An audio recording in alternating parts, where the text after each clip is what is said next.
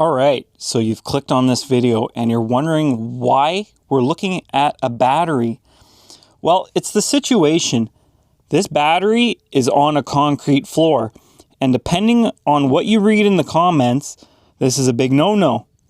So have you ever been taught something by somebody who was taught something by somebody else and it just kept on going down the line, but nobody really knows why?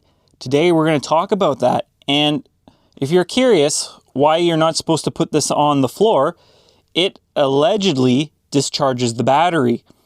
This is a 100-year-old myth. And today you're going to see in the comments why some people will fight tooth and nail on why you shouldn't do this just because they were taught it by somebody else. All right, so if you're new to the channel, I'm Lance Mechanics. I like to make the community talk, pose questions, and generally I'm just a shit disturber. So today I want to talk about why is there a thing, basically placing batteries on concrete floors, that many mechanics will die on this hill. They'll say never do that, it's going to discharge the battery. It's a myth. It's not true, at least not for 100 years. Batteries used to be encased in wood and very cheap plastics. They were porous. They would leak all the time. So the myth, or well, we'll say a myth, there may have been some truth, started 100 years ago. And batteries have not been that in a long time. As you can see, they're encased in plastic. They have holes for off-gassing, but they don't leak. And putting this on a concrete floor will not discharge the battery. So the problem is, there's so many people who've been taught never put batteries on floors because they're going to discharge, and they literally will yell at other technicians if they see it on the ground, or they'll say this myth, they'll explain why. But the reason is because they were taught that, and the person who taught them that was taught that, and so on. So no one really knows why they're doing it. And you know, if you're new to the channel, I like to use the monkey on the ladder story, but there's another one. Husband was watching his wife prepare some food, and she was cutting ham up, and she was cutting a lot, like she was wasting a lot, and this guy was cheap. So she's like, well, why do you cut so much of the ham up? And she's like, well, that's what my mother did.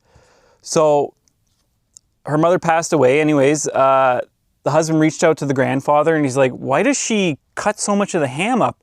And the guy's like, oh, well, that's just because it fit into the pan better.